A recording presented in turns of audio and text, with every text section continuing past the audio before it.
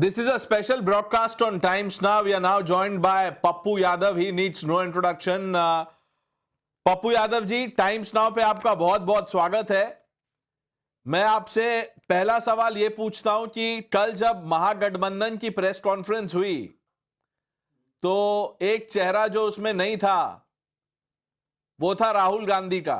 ये सवाल मैं आपसे इसीलिए पूछ रहा हूं क्योंकि आपने कई बार कहा है कि बिहार में अगर कोई लड़ाई है तो वो मोदी और राहुल की लड़ाई है और राहुल के चेहरे पे वोट पड़ेंगे। देखिए, राहुल गांधी जी के लिए चेहरा हो ना हो, राहुल गांधी जी एक मुद्दा हैं। राहुल गांधी जी संघर्ष के प्रतीक हैं। राहुल गांधी जी ने जिन विचारों को एसएससी यूपीएससी में आके लड़े, राहुल गांधी जी यहाँ पलायन के मुद्दों पर लड़े, राहुल गांधी जी अत्यंत पिछड़ी जाति के मुद्दों पर लड़े, Rahul Gandhi G ST SC के मुद्दों पर लड़े, राहुल गांधी जी यहाँ मखान और मक्का के मुद्दों पर लड़े, आग के लड़े, एसआईआर के मुद्दों पर लड़े। तो सवाल उठता है कि महागठबंधन का सबसे बड़ा नेता देश में कौन? राहुल गांधी जी। अब उनके लिए तो छोटी बात है ये फोटो या तस्वीर, जिनके लिए कुर्सी कोई महत्व नहीं रखता, प्राइम मिनिस्टर का महत्व नहीं रखता, उसके लिए क्या महत्व है भाई? उसकी चिंता आपको क्यों हो रही है? जब राहुल गांधी जी अपने पार्टी को इतना सेक्रीफाइस, दो प्रेजेंट सीट को खत्म कर दिया राहुल गांधी जी ने, कहा कि नहीं चाहिए, दे दो ताती था तुम्हारे, हम सेक्रीफाइस करेंगे। उन्होंने गठबंधन धर्म के लिए कह दिया, दे दो महाराजगढ़, हम सेक्रीफाइस करेंगे। उन्होंने एक भी अपने पार्टी में बेटा बेटी नाती नतनी समधीन समधा समधो बीबी किसी को टिकट नहीं होने दिया। उन्होंने एक भी अपराधी माफिया को टिकट नहीं होने दिया, एक भी गलत लोगों को टिकट नहीं दिया। सभी लोगों ने अपराधी से भरमार 60% बीजेपी और उनके गठबंधन ने अपराधी को टिकट दिया।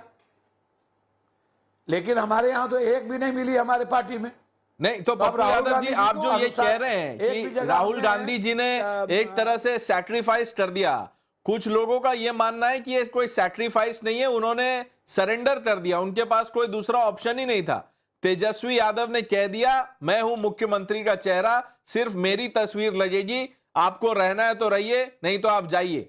देखिए, एक बात बोलूं,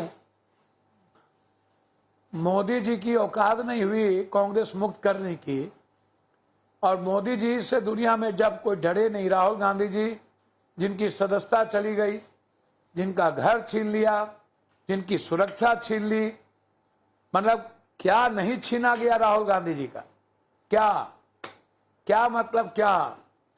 और उसके बाद जब वो नहीं डरे थके, 4 यात्रा करते रहे, इतनी छोटी बात आप करते हो, राहुल गांधी जी को कह दिया तो राहुल गांधी ने बर्दाश्त कर लिया, चलो कोई दिक्कत नहीं। राहुल गांधी जी के लिए देश में संविधान और लोकतंत्र सबसे बड़ा मुद्दा है, उनका अपमान नहीं।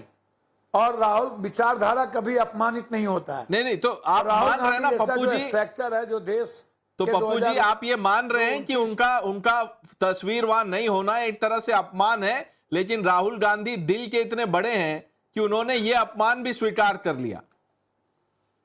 नहीं, ना कोई अपमान नहीं है। राहुल गांधी जी के लिए अपमान मुद्दा ही नहीं है, कोई अपमान नहीं है।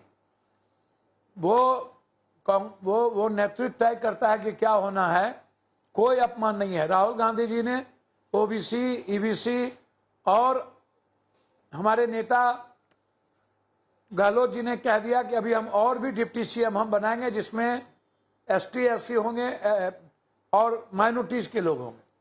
2 डिप्टी सीएम और हम लोग बनाएंगे। ये बात तो उसी दिन घोषणा कर दी। नहीं, घोषणा तो कर दी थी, घोषणाएं तो बहुत सारी हुई। देखिए, मैं आपसे बस ये जानना चाहता हूं कि राहुल गांधी के अगर सबसे कोई करीबी है बिहार में और कद्दावर नेता, तो उसमें सबसे पहला नाम आपका आता है।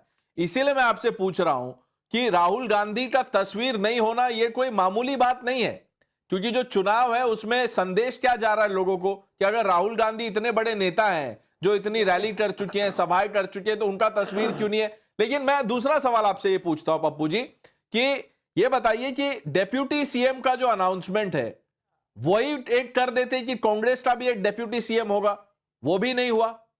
भैया एक बात सुनिए, एक तो मैं राहुल गांधी जी के बहुत करीबी नहीं हूं, मैं उनकी आइडियोलॉजी को और उनका बहुत सम्मान करता हूं।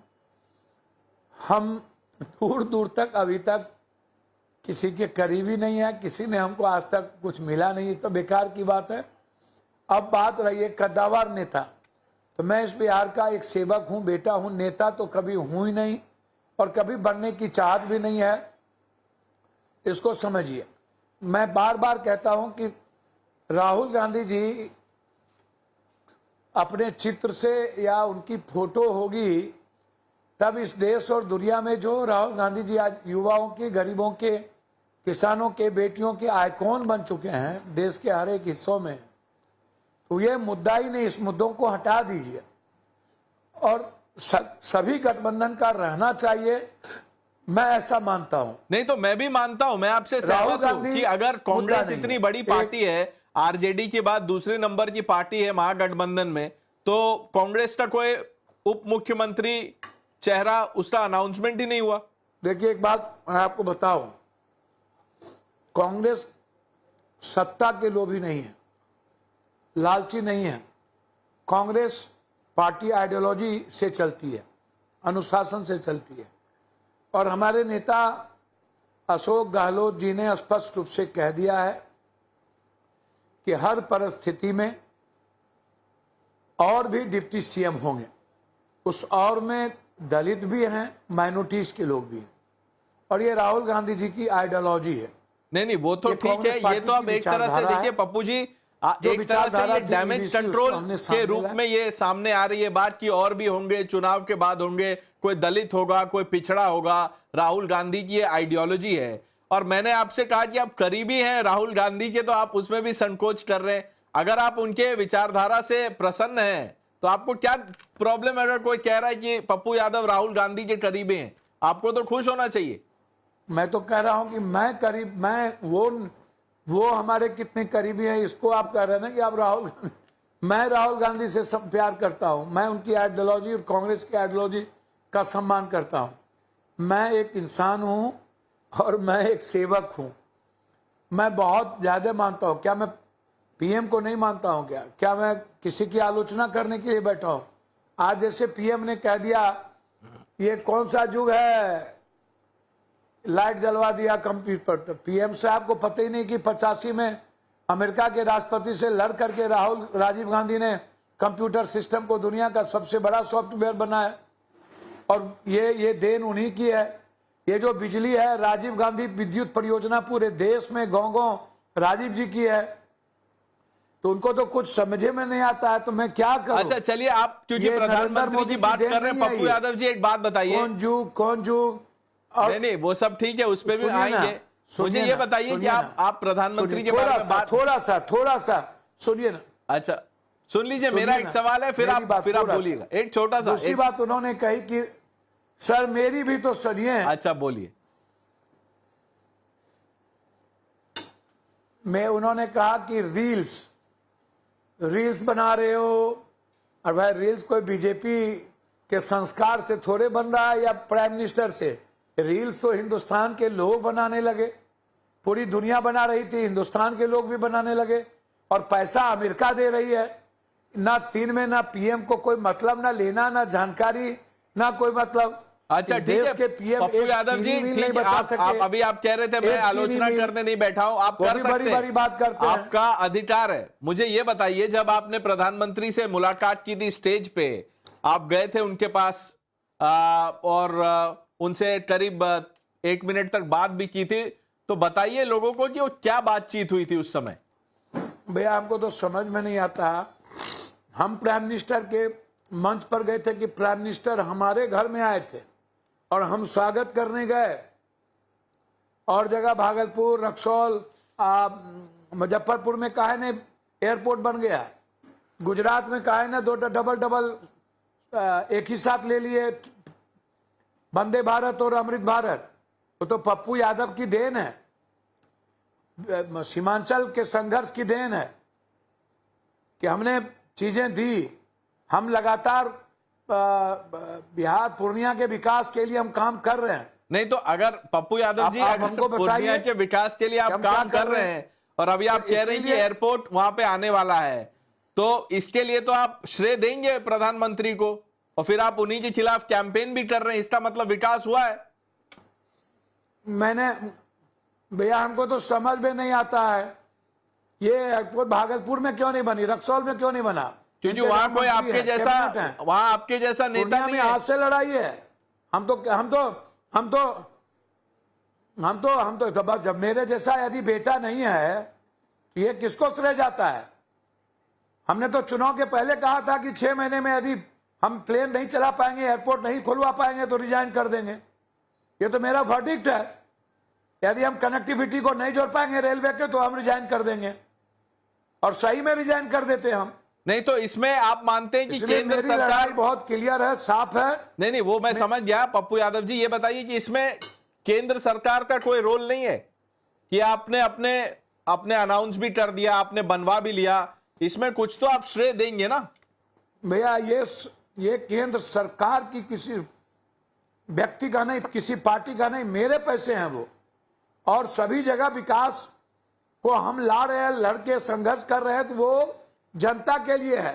वो किसी सरकार को यदि बनानी होती तो उनका एमपी, उनका मिनिस्टर है मुजफ्फरपुर, उन्हीं के 3 एमपी हैं रक्सौल, उनके मिनिस्टर है ललन बाबू। तो एक बात बना बताइए, लेते। अब मुझे भी ये नहीं समझ में नहीं आ मुंगेर से चलवा रहा, लेते। अभी तक आप कह रहे थे कि मुझे गुजरात समझ में नहीं चलवा आ रहा लेते। है। अब मेरी बात सुनिए पप्पू यादव जी, मुझे भी नहीं समझ में आ रहा कि अभी आप 2 मिनट पहले राजीव गांधी को श्रेय दे रहे थे कि उन्होंने कंप्यूटर लाया, उनके वजह से ये सब है, लेकिन आप एयरपोर्ट के लिए बोल रहे हैं कि पप्पू यादव की जिम्मेदारी है, पूरा श्रेय हमें जाएगा, लेकिन वो राजीव गांधी ने किया। अच्छा एक बात बताइए, एक बात बताइए, राष्ट्रपति निकोन्स को जब मिलने गए थे कंप्यूटर के ही मुद्दों पर, जब उन्होंने समय लेट कर दी तो राजीव गांधी बिना मिले लौट के आए और अपने पूरे के पूरे साइंटिस्ट को बुला करके बोला मुझे वर्ल्ड का सबसे बड़ा सॉफ्टवेयर चाहिए। मैं वो कह रहा हूं, मैं उस मुद्दों की बात कर रहा हूं। मैं यहां विकास नहीं हुआ, एक स्मार्ट सिटी नहीं बनी बिहार में, एक प्रधानमंत्री आदर्श ग्राम नहीं बना, 3 बार मोतिहारी गए, चीनी मिल गुंडों ने लेके चला गया, एक 6 लेन नहीं बनी, पलायन सबसे ज्यादा है, विशेष राज नहीं मिली, विशेष पैकेज नहीं मिला, नीतीश जी ने करोड़ों बाल काट के भेजे, डीएनए को गाली दी गई, बिहारी को पैदल मजबूर कर दिया, गुजरात में पीटे गए, 73% बाढ़ से हम प्रभावित है, 4 करोड़ लोग बाहर में काम करने जाते हैं, पर कैपिटा इनकम दुनिया में सबसे निचले पदान पर हैं, मक्का और मकान पर कोई फैक्ट्री नहीं लगी, लगभग फैक्ट्रियां बंद हो गई, डालमिया नगर, पेपर मिल, जूट मिल, दालचीनी मिल, मात्र 9 चीनी मिल बची है अब। इस 40 सालों के अंदर इतनी दुर्गति हुई, नहीं क्या दिया हमें? नहीं, एक मिनट पप्पू यादव जी, हम वही बात तो कह रहे हैं। एक बार थोड़ा, आप तो अब इतने सीनियर बस, नेता हैं, मुझे एक बात बताइए कि कांग्रेस की सरकार बिहार में कितने साल तक थी सर? करीब 25-27 साल तक थी, वहां तो बिजली भी नहीं पहुंची थी। अभी भी आप राजीव गांधी, राहुल गांधी, उसी के सर कौन कह दिया, सर कौन कह दिया, सर राजीव गांधी विद्युत परियोजना गांव गई थी, वो परियोजना गई थी, बिजली नहीं गई थी। तो स्मार्ट मीटर बना करके जियो के तरह सबको, आपको कुछ भी पता नहीं है, मेरे यहाँ 24 घंटे में 5 घंटा बिजली रहती थी। कितनी अच्छी बात है ना, 24 घंटे में 5 घंटे बिजली रहना। बिजली थी गांव सर, जो जो देश दुनिया में डेवलप किया आज भी हम ले रहे हैं, आपको कुछ जानकारी नहीं। अच्छा तो एक बात बताइए, चलिए मैं आपकी बात मान लेता हूं पप्पू यादव जी, 1 मिनट के लिए मैं आपकी बात मान लेता हूं कि विकास नहीं हुआ, और कांग्रेस का आप बोल रहे हैं कि विजन है, राजीव गांधी से लेकर राहुल गांधी तक वो देश के लिए सोचते हैं, लोगों के लिए सोचते हैं, गरीबों के लिए सोचते हैं, तो फिर कांग्रेस पार्टी अपना उम्मीदवार क्यों नहीं दे रही है चीफ मिनिस्टर के लिए? आप लोग तो 3rd पोजीशन पे खुद ही आ गए हैं, डेप्यूटी सीएम भी नहीं है उम्मीदवार। मुझको तो समझ में नहीं हुआ, मुझको तो समझ में नहीं आता, ये दे दिए थे क्या? इन्होंने तो नीतीश कुमार को लात मार दिया, बोला कि मैं अभी सीएम कैंडिडेट घोषित नहीं करूंगा, और इनके एजेंडे में, गुप्त एजेंडे में नीतीश कुमार सीएम नहीं है। ये और चिराग जी और एक आध आदमी मिलकर के नीतीश कुमार को लात मारना चाहते हैं। नहीं तो आपको लगता है चाहते हैं कि किसी नीतीश कीमत पर ये नीतीश जी लोग मुख्यमंत्री तीनों नहीं 100 सीट बनेंगे? जीत जाए। आपको लगता है कि ये आपको खुफिया जानकारी मिली है कि नीतीश जी मुख्यमंत्री देखिए, नहीं? इनके एजेंडे में नहीं, अमित भाई ने सीधा कह दिया कि मुख्यमंत्री का भी कोई मतलब नहीं, सीधा बोल दिया, 4 बार बोल दिया। नहीं तो कौन बन रहा है मुख्यमंत्री बहुत आपके क्लियर बोल हिसाब दिया से? उन्होंने। आपके हिसाब से कौन बन रहा है? नहीं, कौन बन रहा है? बीजेपी। कोई मुख्यमंत्री तो बिहार चाहती है कि इंडिया गठबंधन मुख्यमंत्री बने। मुख्यमंत्री बीजेपी परेशान है बनने के लिए नीतीश कुमार। नहीं तो आप बताइए ना, आपके हिसाब से, आप पप्पू यादव जी, आप तो इतनी राजनीति समझते हैं, जमीन से जुड़े हुए नेता हैं, आपके हिसाब से आप किसको देख रहे हैं मुख्यमंत्री बनते हुए? भैया, मैं तो इतना जानता हूं कि बिहार की जनता उब चुकी है बीजेपी की धुरतई दुष्टई से। बीजेपी ने जो विशेष राज, विशेष पैकेज और जितना झूठ और जुमलाबाजी बिहार की जनता से की है, इसके लिए बीजेपी को कभी माफ नहीं करेगी। जिस तरीके से कोरोना में, बाढ़ में, नहीं वो मेरा सवाल नहीं है पप्पू यादव जी, एक नाम तो ले लीजिए। अशोक गहलोत ने तो एक नाम ले लिया कि हमारे तरफ से मुख्यमंत्री का चेहरा तेजस्वी। आप चाहते हैं तेजस्वी यादव मुख्यमंत्री बने? बिल्कुल। जब हमारे नेता ने अंतिम मोहर लगा दी तो बिहार उसको स्वीकार करेगा, और हम भी स्वीकार किए। आपने तेजस्वी जी से फोन पे बात की, उनको शुभकामनाएं दी? अब देखिए भैया, मान ना मान मैं तेरा मेहमान। तेजस्वी जी जब दुल्हा बना ही दिए गए तो हम लोग बाराती के लिए तैयारी कर रहे हैं। हम लोग हर जगह गाँव हम लोग वर्कर की तरह काम कर रहे हैं, जा रहे हैं।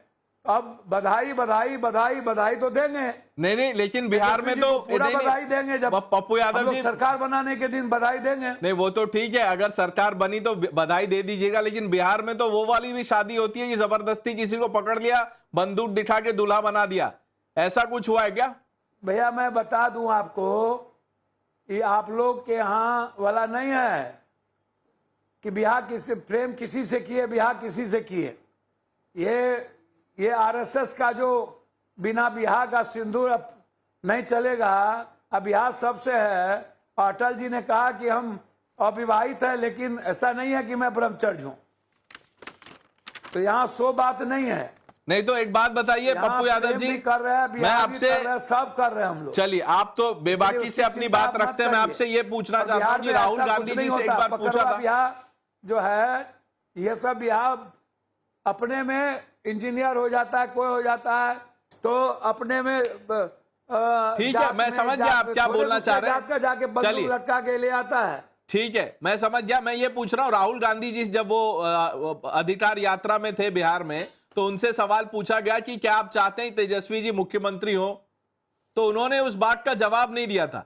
अब जो आप कह रहे हैं कि तेजस्वी जी को दूल्हा बना दिया है, तो ये दूल्हा जब कोई बनाया जाता है तो घर में 1-2 लोग नाराज भी होते हैं।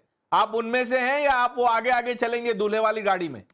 भैया, मैं दूल्हा वाले गाड़ी में चलूं ना चलूं, लोकनिया तो हुई ना, लोकनिया रहूंगा। और जाड़ा लगेगा आज तो रजाई आज ना ओढ़ेंगे, और गर्मी में ना ऐसे चलाएंगे। गर्मी में ना कद्दू का सब्जी बनेगा कि ठंडों में बनेगा। तो समय पर ना सब कुछ अच्छा लगता है। बीजेपी बेमौसम बरसात है, ये पैसा है, अब बरसात आर्टिफिशियल बरसात करा लेता है। तो हम लोग तो ओरिजिनल जो डेस्टिनी है, जो चाहती है वो होता है। अच्छा, और जो डेस्टिनी पर भरोसा है, जो रहेगा करेंगे। अब चिंता मत करिए। नहीं, मुझे बिल्कुल चिंता नहीं है, तैयार है। चलिए पप्पू यादव जी, मुझे ये बताइए कि अभी बिहार में कल कांग्रेस ऑफिस में प्रोटेस्ट हो रहे थे। राहुल गांधी जी कह रहे थे वोट चोरी, वोट चोरी। कांग्रेस के वर्कर वहां पहुंच गए, उन्होंने कहा कि टिकट चोरी हुई है, कांग्रेस के लोग पैसा लेके टिकट बांट रहे हैं। भैया, एक बात बोलूं, मैं वो पार्टी के वरिष्ठ नेता लोग हैं, मैं उस पर कुछ टिप्पणी नहीं करूंगा। मैं सबका सम्मान करता हूं, और लोकतंत्र की यही खूबसूरती है कि अपनी बात रखा जाता है, अनुशासित होना चाहिए। अपनी बात उचित प्लेटफॉर्म पर रखने का जगह है, रखना चाहिए। पार्टी उसको देख रही है, गंभीरता से लेगी, जो लोग इनके पीछे काम कर रहे हैं वो भी पार्टी समझ रही है, जी जो लोग अपने ट्विटर पर गंदा गंदा वर्सन लिख रहे हैं उसको भी पार्टी समझ रही है। मुझे लगता है कि समय पर आपको सब कुछ दिखेगा। और कांग्रेस पार्टी जब पीएम सीएम को कुछ नहीं बुझती है तो आपको लगता है कि किसी को कुछ बुझेगा? अरे एक तो सीट हमने मांगा, हमको नहीं मिली। एक सीट हमको नहीं मिली। कौन कद्दावर नेता है हम जानते हैं, इसलिए उस सब चीज को छोड़िए। नहीं आप नाराज हैं। देखिए आप दूल्हे से भी नाराज हैं और आप अपने आपके जो बड़े नेता हैं जिनके आप बहुत करीब हैं वो आप बोलना नहीं चाह रहे। राहुल गांधी आपके बहुत करीबी हैं, उनसे भी नाराज है। मुझे ये बताइए कि आप जो ये लोगों के बीच में जाते हैं उनकी मदद करते हैं और उनको पैसे नहीं एक मिनट पप्पू यादव जी सुनिए, आप जो लोगों की मदद करते हैं, मैं देख रहा था अभी जब बाढ़ वाले जो क्षेत्र थे उसमें भी आप गए और आप हमेशा करते रहते हैं, लोगों को पैसा देते हैं। अभी तो वो मॉडल कोड ऑफ कॉन्डक्ट लग गया है, तो उसमें आप पैसा कैसे देंगे? भैया ना मेरा क्षेत्र था ना मेरी पार्टी और ना ही हम कैंडिडेट थे। हमको तो आज इनकम टैक्स ने एक चिट्ठी अभी सुनते हैं शाम में पहुंचा दिया है कि भैया आप पैसा कहां से बांट रहे हो, जवाब दो। अब ये इनकम टैक्स को केस समझावे माथा से पैदल आदमी को जेल भेज दो, बांटने में पप्पू यादव को जेल भेज दो। हम वहां पर लोग मर रहे थे, भूखे थे, हम तो वहीं पर 50 लोग था, किसी से 50 लोगों से, किसी से 8,000, किसी से 4,000, किसी से 6,000 रुपया ले करके हम सबको देते गए। आपने शायद देखा नहीं, हमारे टीवी में आपने नहीं देखा किससे किससे हम पैसा लिए। नहीं पप्पू यादव जी, आप जिनसे ये पैसा लेते हैं 5,000, 8,000, 7,000 वो आपसे वापस मांगते हैं कि नहीं?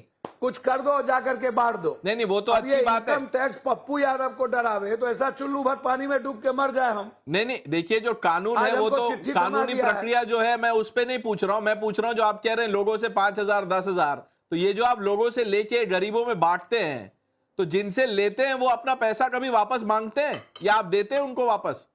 अब हमारी बहन, हमारी बुआ, हमारा चाचा चाची भीसी थे, आज भी 400 बीघा। हमारी बहन को 80 कॉलेज है। हमारे दोस्त लोग हैं यूपी में, बिहार में, सब जगह है। तो पैसे की कमी है, कौन मांगेगा? पप्पू यादव से 20,000, 50,000 दे देता है मदद, समझता है कि ये बांटता रहता है, दे दो इसको।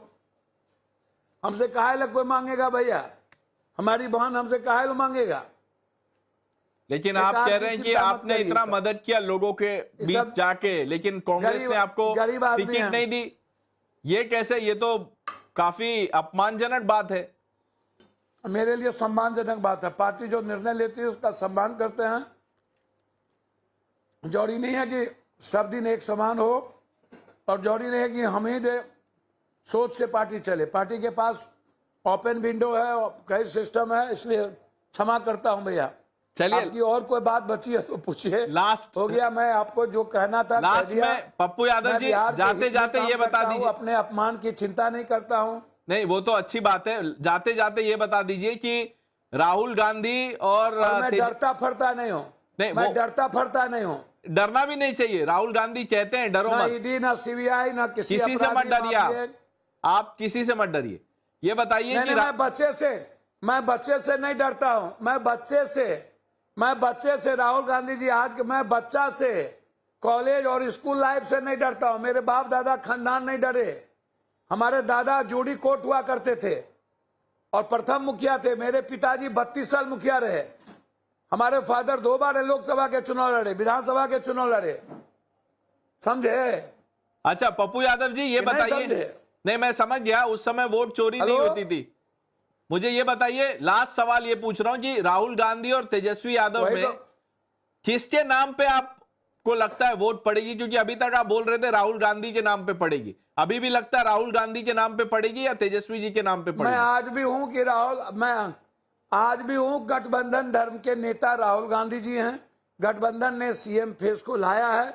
वोट अत्यंत पिछड़ी जाति, ऊंची जात, गरीब गुरबा का जो वोट है वो राहुल गांधी जी के जो आइडियोलॉजी है, जो जाति जनगणना है, 52% आरक्षण है, युवाओं के लिए जो उनकी लड़ाई है, उसी संघर्ष पर वोट पड़ना और गठबंधन धर्म के माले है, आरजेडी है, सभी के जो वोट है एक साथ इकट्ठा होके हमारी सरकार बनना है। बस चलिए, थैंक यू, आपने हमसे को बात की। कहते हैं तेजस्वी यादव को आप दूल्हा मान रहे हैं, अब देखिए आगे क्या होता है। बट हमसे बात करने के लिए बहुत बहुत धन्यवाद पप्पू यादव जी। धन्यवाद, नमस्कार, छठ की मुबारकबाद। आपको भी शुभकामनाएं।